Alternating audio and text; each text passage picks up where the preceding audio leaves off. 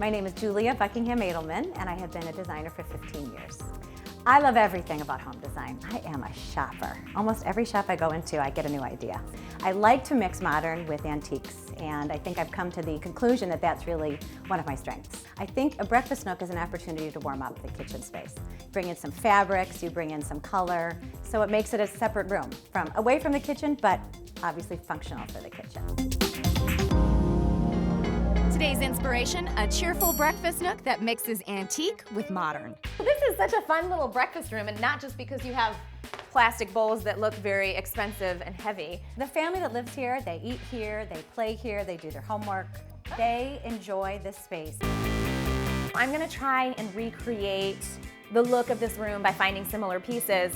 The most important thing to remember when you're creating a family space, as you would in the breakfast room area, is that you have to have ample seating. It's the most important thing because you want to have comfort, you want to have durability, and you want people to want to come in and mingle. Yeah, because it's a family place after all. Let's all get together around the breakfast table.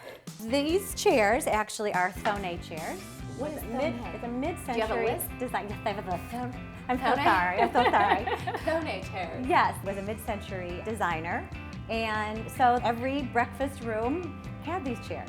They sort of embrace you. These are pretty comfortable. They're a little beat up though. Well, they have been loved. They are. Is that what we're calling it these days? We're calling it the patina of a well-used and enjoyed chair.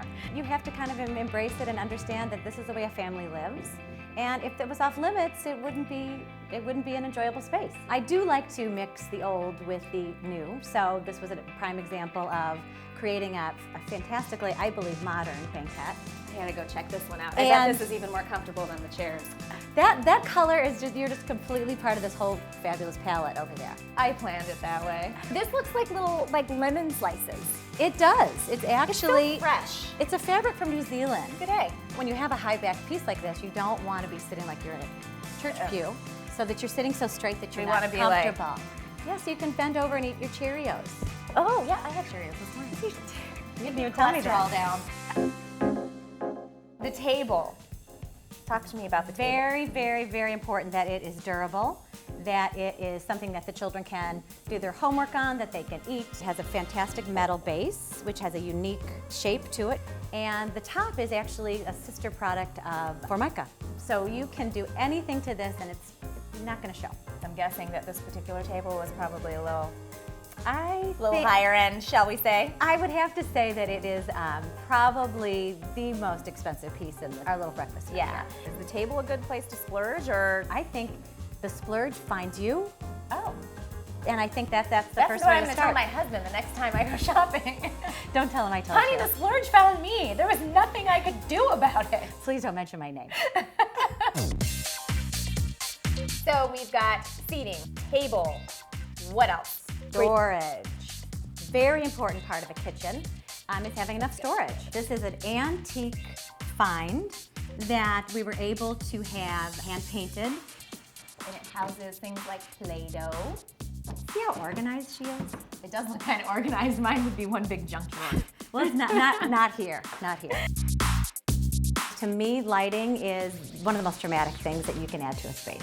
You have to think about the lighting. Huge. That is a drum chandelier made out of hammered copper. It sort of has a darker element to it, which I think brought the space again together without making it feel too light. It grounded it, and it's a little bit oversized, which I think is important. Is there anything else I need to think about? And I think accessories are very important. In this case, my clients collect certain things. The art is their Chicago street scenes, which are meaningful to them. But I think it's making a personal statement about maybe their hobbies or the things that they enjoy doing.